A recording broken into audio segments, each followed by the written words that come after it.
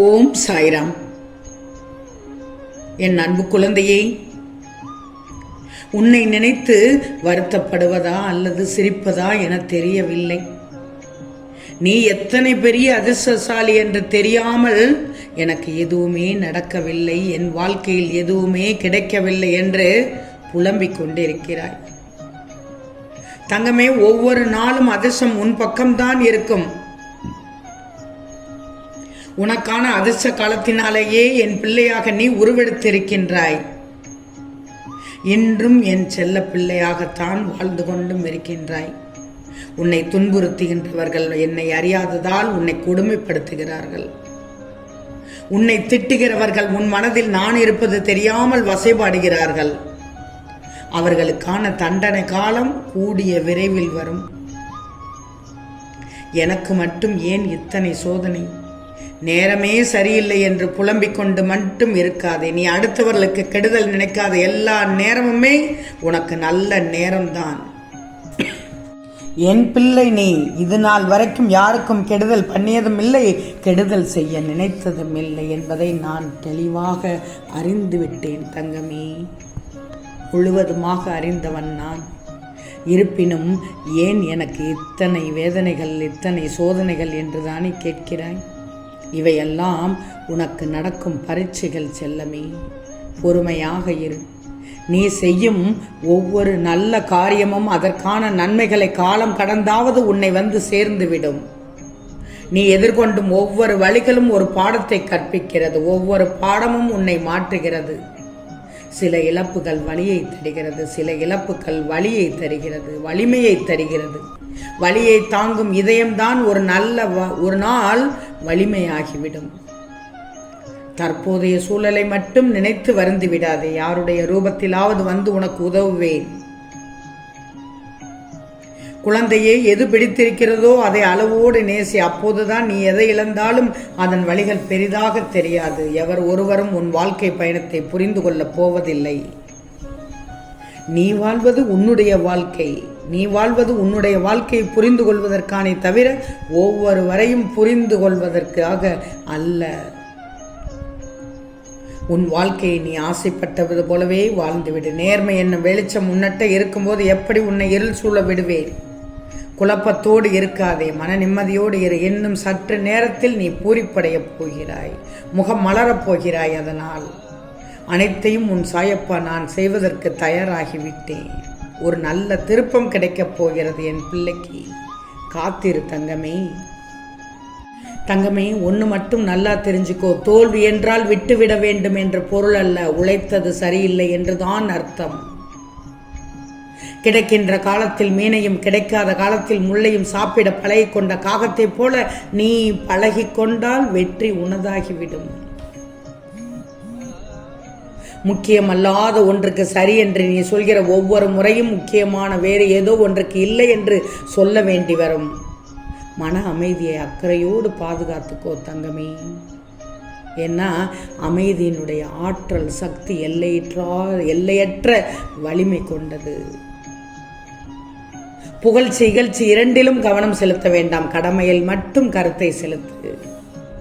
பிறர் என்ன செய்கிறார்கள் என்பதை பற்றி சிந்தித்து நேரத்தை வீணடிக்காதே. யார் வேண்டுமானாலும் உன்னை பார்த்துட்டு போகட்டும். பழிபாவம் அவர்களுக்குத்தான். ஏதாவது ஒரு பொருளை வாங்கினால் வயிறு எறிவார்கள், பார்த்து பார்த்து பொறாமைப்படுவார்கள். அந்த கண் நொல்ல கண் தங்கமே. அதை பற்றியெல்லாம் நீ கவலைப்படாதே. தவறாக அவர்கள் உன்னை கண்ணோட்டத்தில் பார்த்தால், தவறானவற்றை நீ பொருள் வாங்கியதை பார்த்தால், அவர்கள் என்ன நினைக்கிறார்களோ அதுதான் அவர்களை சாரும். கடவுள் துணை உனக்கு என்றும் உண்டு. தெய்வத்திடம் செய்யும் முறையீடு நிச்சயம் ஒரு நாள் பலனளிக்கும். சிறிய லட்சியத்தில் வெற்றி அடைவதை விட பெரிய லட்சியத்திற்காக முயன்று தோல்வி அடைவது மேல் தங்கமே. ஒளிமயமான வாழ்க்கை உனக்கு கிடைக்கப் போகிறது. உன்னுடைய குடும்பத்தில் அனைவருக்கும் ஒளிமயமான வாழ்க்கை கிடைக்கப் போகிறது. ஏன்னா இந்த நாள் உனக்கு இனிய நாளாக விடிந்துள்ளது. அதனால் தான் சற்று நேரத்தில் பூரிப்படையப் போகிறாய். மனதை மகிழ்விக்கும் செய்தி உன்னிடம் வந்து சேரப்போகிறது. இனிய திருப்பம், அருமையான திருப்பம் கிடைக்கப் போகிறது.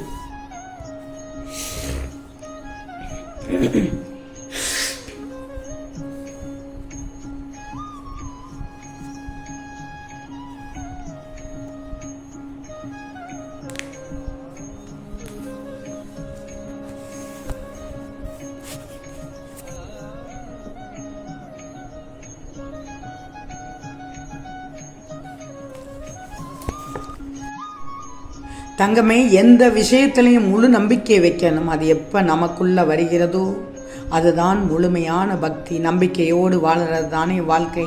அதை இழந்துட்டேன்னா நீ வாழற இந்த வாழ்க்கைக்கு அர்த்தமே இல்லாமல் போய்விடும்.